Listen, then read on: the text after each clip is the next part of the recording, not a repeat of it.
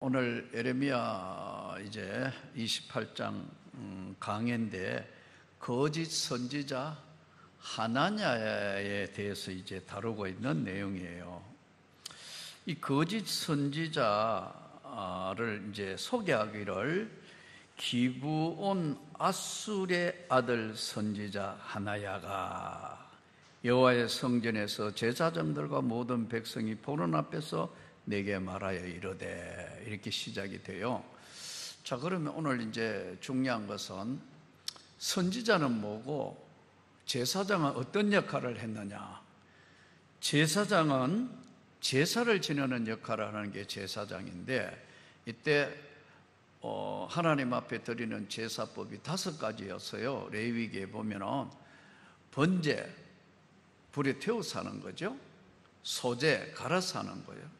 속죄제, 속건제, 화목제, 이렇게 해서 형편에 따라서 비둘기 하고 양을 잡기도 하고 뭐 여러 가지 이제 뭐 때로는 소를 잡기도 하고 이제 각을 떠서 태워서 드리는 제사는 번제였습니다. 곡식 같은 거는 가루를 내어서 하는 것이 이게 이제 소제였어요. 방법론에서는 그런데 속죄를 하기 위해서, 그리고 이제 속죄는 전체적인 거에 해당한다면 속건은 어떤 건건마다 드리는 것이 속건제예요. 그리고 하나님과 화목하게 하기 위해서 화목제물을 드렸어요. 우리 찬송가대로 화목제물 삼으시사 제 용서하셨네, 하나님 크신 사랑은, 이때 이제 나타난 현상들이거든요. 자, 여기서 이제 선지자, 이 제사장은 하나님 앞에 번을 서서 제사를 드리는 거라면 선지자는 어떤 것인가? 선지자는요 3가지의 역할을 했어요. 하나는 예언, 두 번째 하나는 치유, 또 세 번째는 안심기능, 마음을 달래주는 위로자의 역할을 했어요. 예언, 치유, 그리고 안심, 마음을 평화를 찾게 하는 안심 기능이에요. 이 기능은 오늘날 교회로 이야기하면 목회자가 해야 될 일과 상당히 겹쳐져 있어요. 상당히 겹쳐져 있다고요. 재밌는 게. 그런데 이게 목회자들한테 있는 기능이고 아까 이야기하는 선지자의 기능이면서 이게 어떤 역할을 했냐면 인류의 역사를 보내면요, 무속, 무당, 무속의 뿌리가 1만 년의 역사를 가지고 있어요. 무속의 뿌리가. 저 공산주의 북한에도 여러분 유명한 무당이 있어요. 그래가지고 당간부들이 뭐 이야기를 들어보면 자기 뭐 언제 잘릴지 어떻게 될지 운명 이런 거를 불안하면 물어보러 온다는 거예요. 예? 그게 참 재밌는, 이 현상을 어떻게 설명해야 될까? 세계 어디 나라나 선진국이나 후진국이나 심지어는 밀림 지역에 가도요 이게 다 있어요. 그러면 이거는 이게 지금 조금 전에 말씀드린 예언, 치유, 상담 기능, 안심 기능이에요. 그럼 이게 오늘날 이 교회로 한번 이제 안으로 돌아가 이래 보면 예언은 하나님의 말씀이 예언이에요. 아멘. 그러니까 성경이 유일무이한 예언의 완성으로서의 하나님의 말씀이 이게 예언의 완성이고, 말씀이 바로 하나님의 말씀에 그 하나님의 말씀을 오늘날 그대로 이것을 적용해서 우리가 하나님 말씀을 받는 거예요. 그런데 시간이 지나면서 이제 교회 바깥의 세계는 이 예언 기능을 뭐가 하냐면 AI가 하고 있어요. 예를 들어 뭐 있죠? 날씨 예보. 예전에는 이거 알 길이 없거든. 근데 인공위성 떼어가지고 날씨가 어떻게 하고 오늘은 맑고 내일은 어떻게 맑고 뭐 이 예언 기능의 상당한 기능들을 예전에 날씨 어떻게 되느냐 한테 거 무당한테 물으러 갔다고. 얼마나 웃겨요. 이 기능을 세상 기능은 지금 AI가 하고 있고 여러 가지 이런 작동을 다 해버린 거예요. 또 하나는 치유는 무당들 뭐 하죠? 굿하잖아요. 부적 붙이고 하잖아요. 이 치유는 지금 뭐 해요? 대학 종합병원에서 다 해버려요. 대학 종합병원에서 다 해버린다고. 오늘날 보면. 그 다음에 안심기능, 마음의 평안을 얻게 하는 건 뭐예요? 상담소, 상담치유, 이렇게 된 거예요.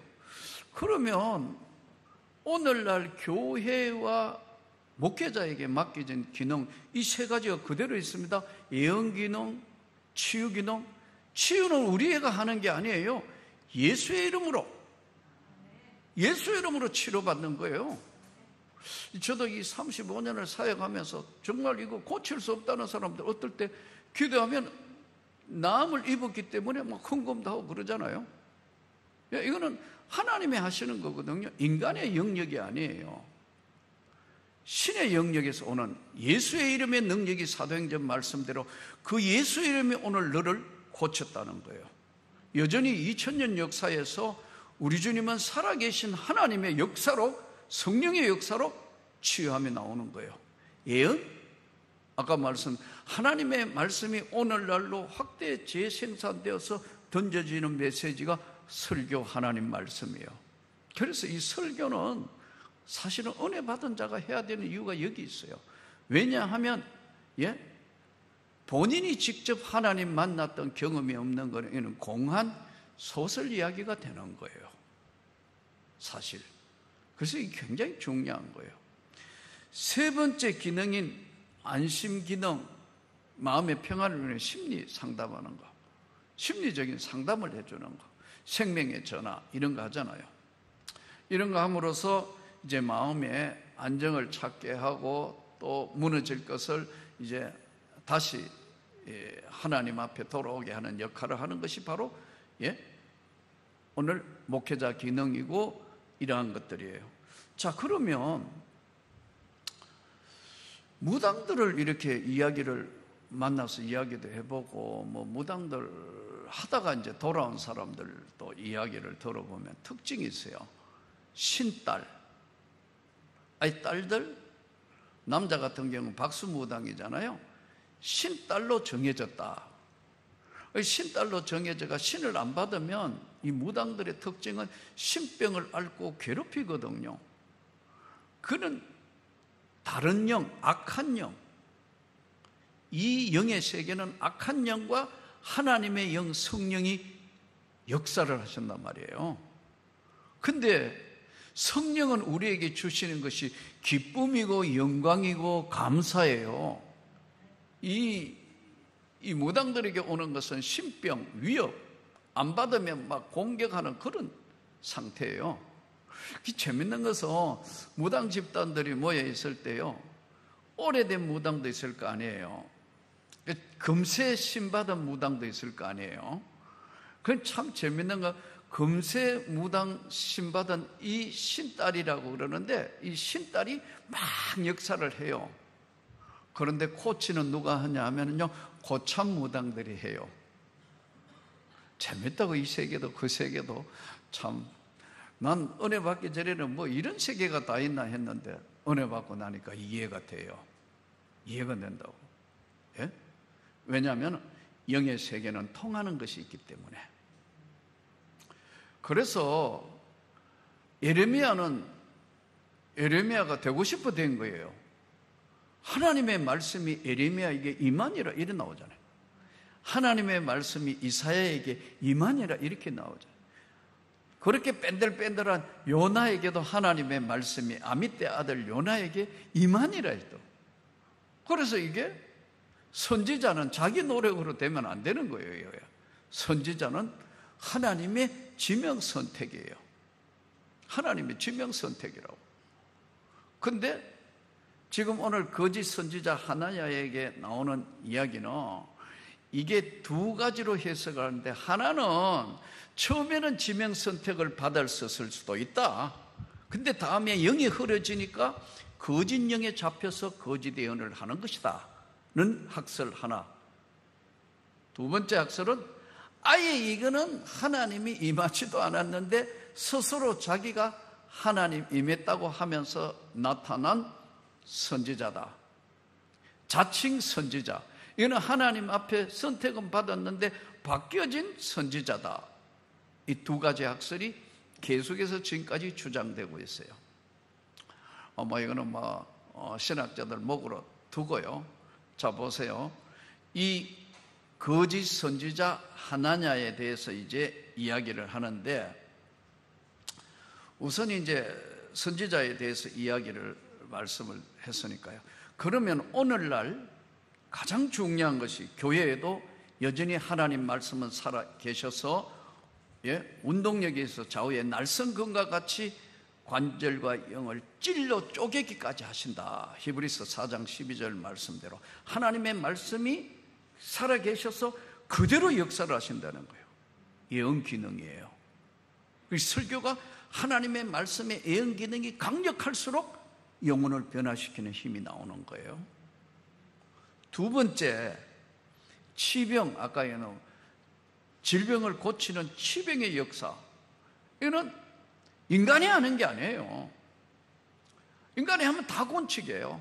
근데 그것은 예수의 은혜의 세계에서 예수의 이름으로 나타나는 거예요. 놀랍게도 고칠 수 없는 질병이 예수의 이름으로 치료되는 것도 많이 봤고, 또 치료의 역사가 나가는 것도 경험했어요. 그러나 다는 아니란 말이에요. 다면은 다 돼야 되는데 다는 아니란 말이에요. 왜냐하면 하나님께서 주시는 은혜에 예수의 권세와 능력으로 역사하는 거니까요. 인간의 힘에 의한 게 아니라고. 그리고 세 번째, 심리 안심 상담에 해당하는 이거는 뭐냐면요, 치유의 연관성으로 나타나는데, 하나는 뭐냐 하니까, 하나는 내적 평안, 내적으로 편안해져요. 마음의 평안을 얻는 거예요. 골치 아프고 힘든 세상에, 그런데 마음의 평안을 얻는 거예요. 너무너무 집안에 들어가거나 환경은 너무너무 정말 괴롭고 골치 아프고 이런데, 평화로다. 하늘 위에서 내려온다. 이 평안을 유지하는 거예요. 이 놀라운 거예요, 이게요. 하나는 내적 평안이고 하나는 외적인 평안이에요. 외적인 평화를 주실 때는 하나님이 역사하면서 다 치워버리는 거예요. 걸거적거리는 모든 환경과 모든 것들을 하나님이 길을 내며 치워버리는 거예요.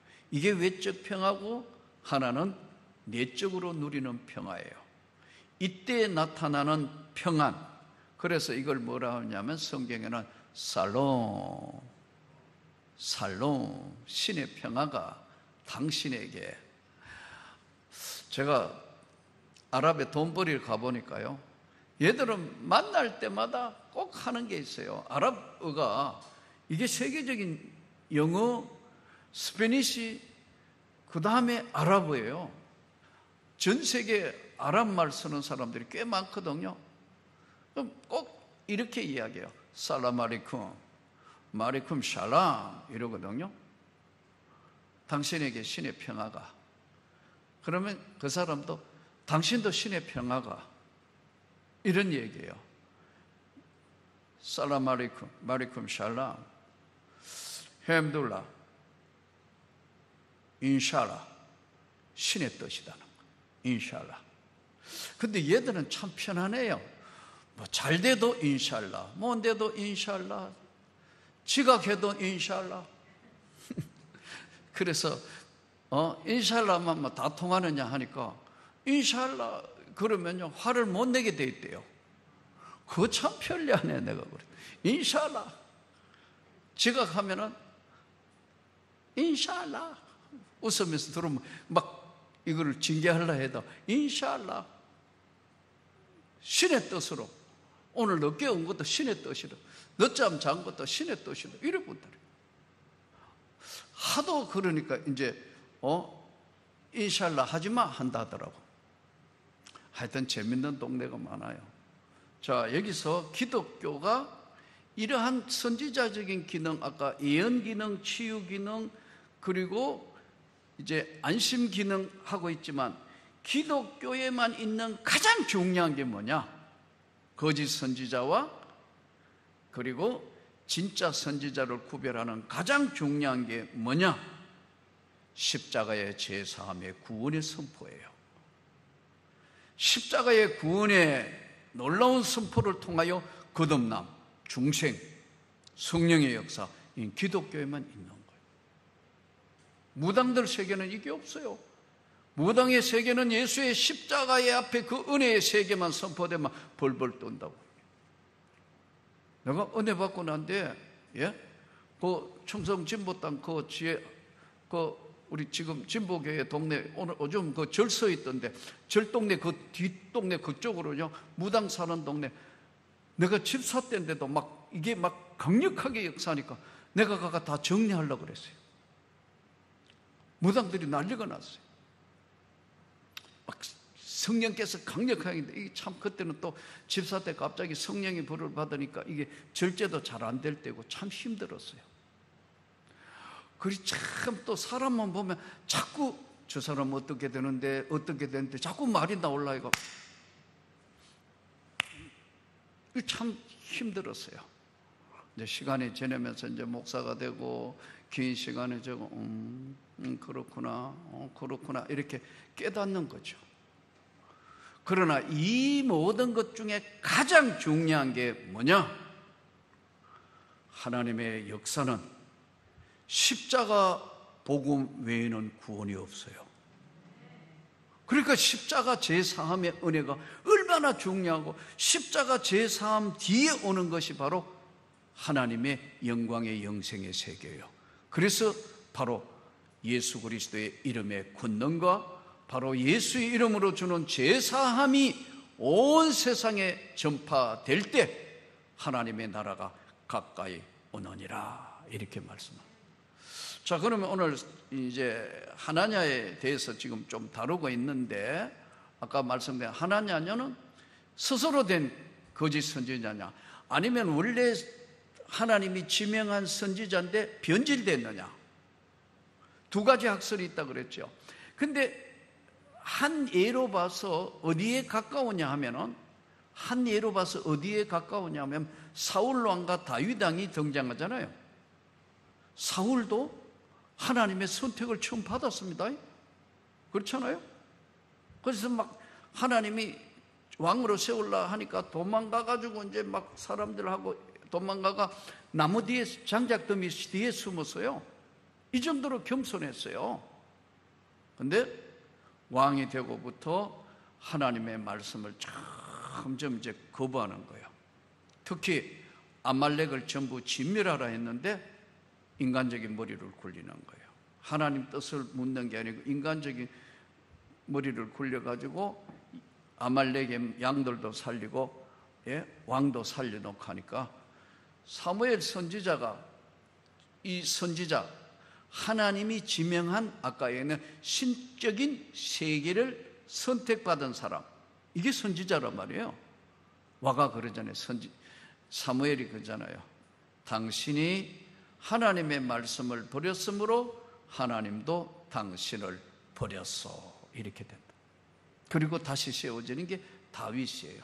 그 다윗의 일생 동안 많은 경험을 하며 뭐 실수도 하고 무너질 것 같은, 그런데 끝까지 안 무너진 다윗의 사울하고의 딱 대조를 해보면 다른 게 여러 가지 있지만 딱 다른 게 하나 있어요. 다윗은 언제나 자기 부족을 인정한 거예요. 그리고 하나님 앞에는 다윗은 언제나 기도하며 엎드릴 준비가 되어 있는 거예요. 사울은 자기 고집으로 무너져서 나중에는 죽게 되고 패가 망신하게 되는 결과를 가져오는 거예요. 이걸 보면 하나냐도 처음에는 지명 선택을 받았는데 나중에 변질됐을 확률이 높다고 보는 쪽에 보는 것이 훨씬 설득력이 있다 이거예요. 자, 그러면 하나냐가 이제 거짓을 말하는데, 이 거짓이라는 게 뭐냐면 우리 용어로 이야기하면 진실이 아닌 것, 사실이 아닌 것, 이게 거짓인데, 사실이 아닌 것을 사실인 것처럼 말하는 것, 우리 속된 말로 이야기하면 뻥을 친다, 예? 이렇게 이야기하잖아요. 거짓. 이 거짓이요, 이게 재밌는 게요, 분명히 거짓말인데 계속 이걸 주입하면요, 이거 믿어지게 돼 있어요. 북한에 하고 있는 게 세뇌법입니다.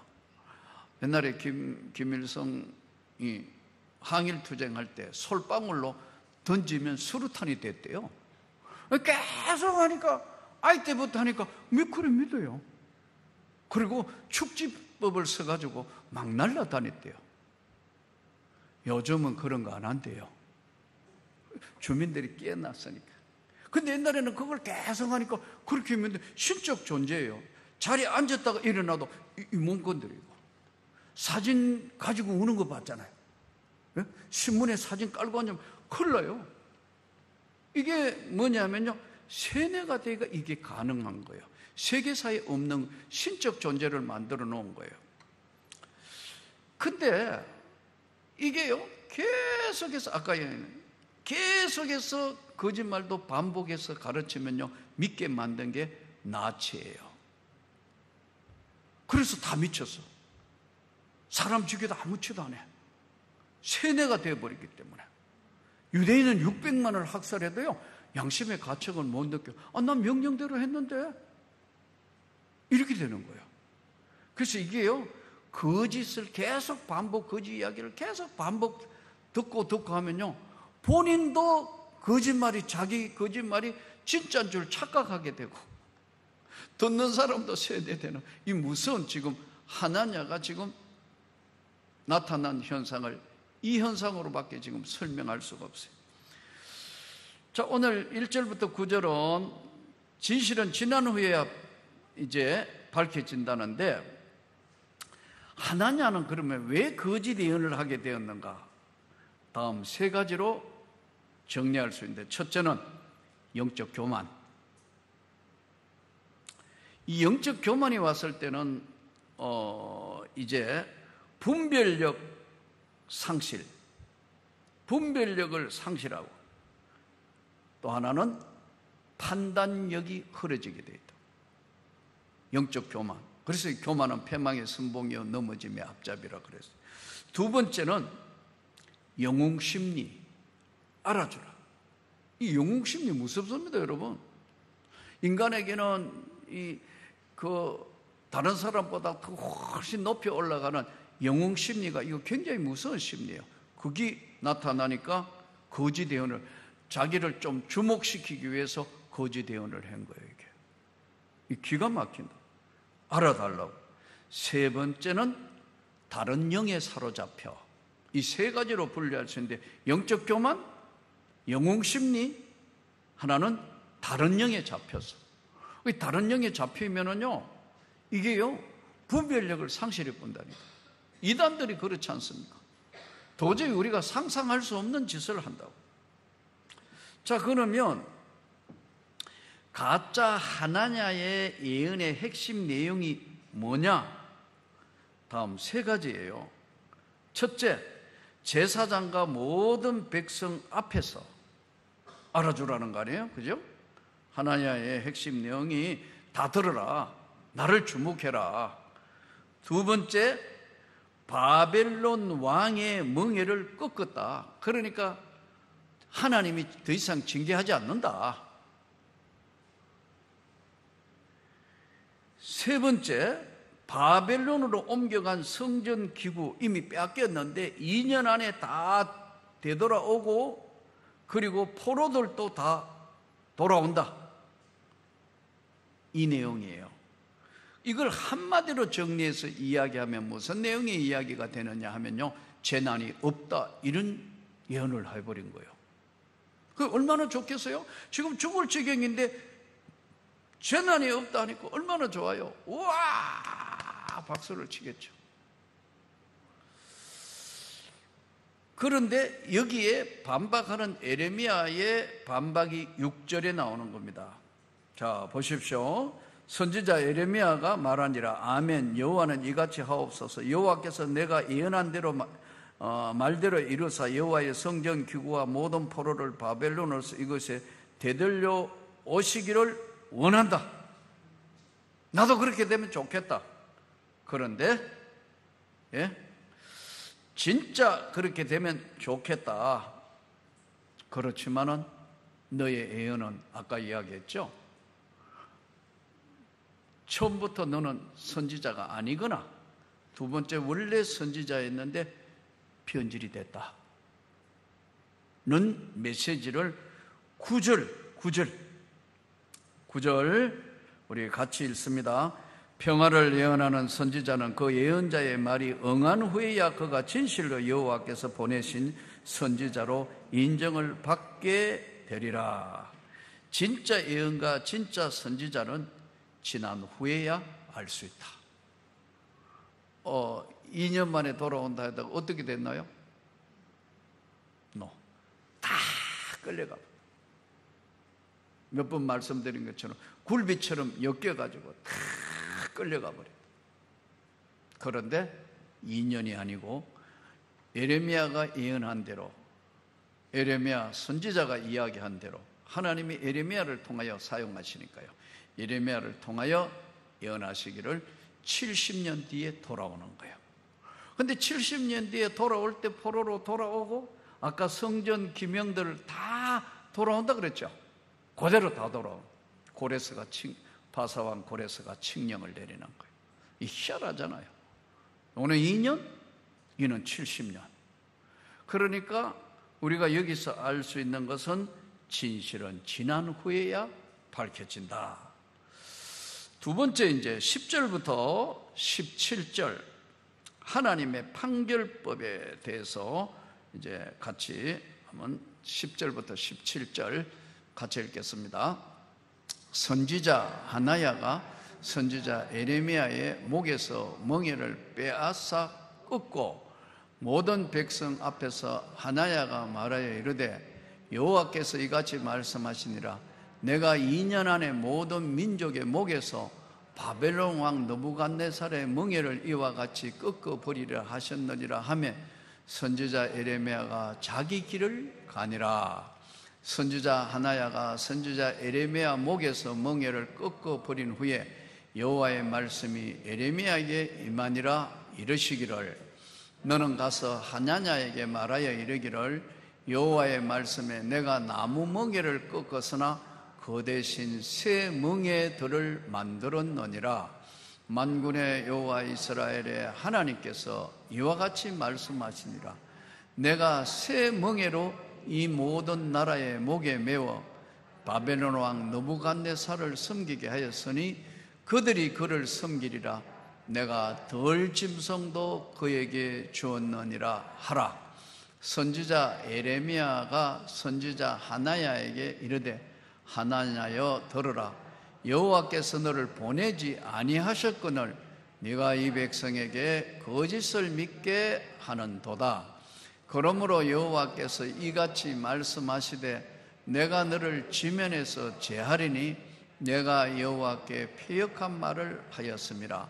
네가 금년에 죽으리라 하였더니 선지자 하나냐가 그의 7째 달에 죽었더라. 하나님의 판결법. 자, 오늘 조금 전에 이제 하나냐의 모습을 보면서 잘못된 자신감은 교만의 극치에서 오고 이 세 가지를 그랬죠. 영적 교만, 영웅 심리, 다른 영에 사로잡혀서 한 에레미야의 목에 멍에를 꺾고 큰 소리로 느부갓네살 별거 아니야. 큰 소리 하면서 이제 목에 멍에를 붙들어가 잡혔으니까 에레미야는 계속 좀 듣기 거북한 예언을 자꾸 하니까요. 꺾어 가라고 했는데 에레미야는 자기 길을 이제 선지자의 길을 갔다. 이 선지자가 참 성경에 보니까 선지자가 크게 뭐 이런 것보다는요 하나님의 신적 소명을 받은 사람은 진짜 하나님의 신적 소명을 받은 사람은 그 삶이 고달파요. 여러분, 우리가 성경에 보면 대단하다 바울 대단하다 하잖아요. 바울 같이 한번 해볼래요? 여러분, 강의 위험과 강도의 위험과 도적의 위험과 죽음의 위험과 40에 감암에 5번 맞고 옥에도 갇히고 온갖 것 다 했는데, 바울처럼 위대한 복음자는 되고 싶지만 바울이 받았던 고난은 여러분이 받고 싶지는 않을 거예요. 이게요, 진짜 이게 하나님의 선택한 종들에게는 고난이 많았더라고. 이게 보니까 모세도 그랬고, 이제 성경에 보니까 아까 말씀드린 많은 여기 이제 성경이 딱 시작되면서 이사야, 예레미야, 에스겔, 다니엘, 호세아, 요엘, 아모스, 스바냐, 학개, 스가랴, 말라기 온갖 선지자들이 다 나오잖아요. 이들이 선지자가, 우리는 그 선지자가 신적인 어떤 예언적인 능력과 그걸 하니까 참 부러워하는데, 이 선지자의 삶은 신의 딸, 신의 아들이 되었을 때는 고달프다 이거예요. 자유가 없다. 자유가 없다. 하라 하면 하셔야 되는 거니까. 그러니까 예레미야가 그 예언을 하니까 왕으로부터 모든 대신들한테 미운 틀이 박혀가지고 시위대 뜰에 그 물 없는 그냥 샘 구덩이에 집어넣어가 잡아 들어가기도 하고 온갖 욕 다 얻어먹잖아요. 안 해도 될 텐데. 그래서 이 선지자는 사실은 선지자의 길을 간다는 게 쉽지 않아요. 선교사들도 여러분 진짜 선교사들 있어요. 우리 선교사들은 지금 우리 6군데 파송한 선교사들은 제가 봐도 훌륭해요. 인격적으로나 또 복음에 대한 열정이 다 대단하니까요. 근데요, 여러분 막 찬송하면서 악을 꼴짝 빈들에도 복음 들고 가오리다 막 찬양했는데요, 가지 말라는 신학교를 아들이 신학교를 가버렸어. 그러니까 네 멀쩡한 게 왜 내가 신학교 가냐? 다른 거 할 수도 있는 게. 나도 그러더라고. 교장 선생님이 멀쩡한 게 신학교 간다 하더라고요. 예, 그러던 그런 이야기 했는데, 자기 아이들이 가가 그 험악한 해가 또 그냥 목사나 하면 그래도 좀 그런데, 고달픈 인생길에 그런데 아니 또 선교사 간다네요. 옛날에요, 우리 선교사 파송 선교사 한 가정이 파송해놨는데요, 그 아버지가 장로님이거든요. 막 우시면서 그러더라고. 왜 네가 하필 선교사 가냐? 네가 왜 하필 선교사 가냐? 그러더라고. 예. 난 옆에서 가슴이 침하더라고. 모자라는 것도 아닌데 내가 왜 선교사 가냐? 선교사 가냐? 이게요, 우리가 막 악을 꼴짝 빈더라도 너무 세게 부르면 안 돼요, 여러분. 복음 들고 가보면 죽을 지경입니다. 예? 그래서 이게 참 선지자의 길은 고달픈 거예요. 한동안은 목사도 인기가 굉장히 많아가지고 제가 갈 때는 뭐가 그래도 좋은지 3대1, 4대1 했다고요. 이제 드디어 목회자의 삶이 얼마나 고달프고 힘들다는 거 아니까요, 신학교 안 가는 거예요. 요즘 젊은 세대는 노노하는 거예요. 불과 몇 년 사이에 확 바뀌었어요. 사모할 사람도 없어요. 보통 문제가 아니에요. 왜냐하면 고달픈 삶이라는 걸 이제 알았으니까요. 자, 여기서 예레미야는 고달픈 삶인데도 예레미야 예가 같은 거 읽어보면 가슴이 찜해요. 예레미야에게 임한 다시 하나님 말씀이 뭐냐면, 네가 나무 멍에를 꺾어주고 뭐 이제 가볍게 하겠다는데 새 멍에를 메워서 느부갓네살을 섬기게 됐다. 모든 들짐승도 다스릴 권세를 내가 느부갓네살에게 주었다. 하나님이 지금 에레미야를 통하여 하나냐에게 이야기합니다. 그리고 그 하나냐에게 무시무시한 예언을 하게 하시는 겁니다. 여호와 하나님이 너를 보내지 않았다. 너는 너 스스로가 하고 있는 짓이다, 그것이. 그러면서 이 백성에게 거짓을 믿게 하였다. 판결. 그러므로 하나님이 너를 이렇게 판결하고 너를 지면에서 제한다.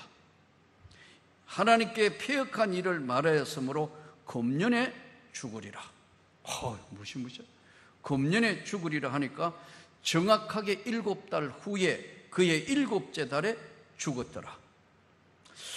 이게 어떻게 죽었는지, 질병으로 사고로 죽었는지 모르겠는데 정확한 달까지 밝힌 것은 성경이 하나님의 징계 심판으로 거짓 선지자를 하나님이 심판했다는 걸 정확하게 던지는 메시지예요.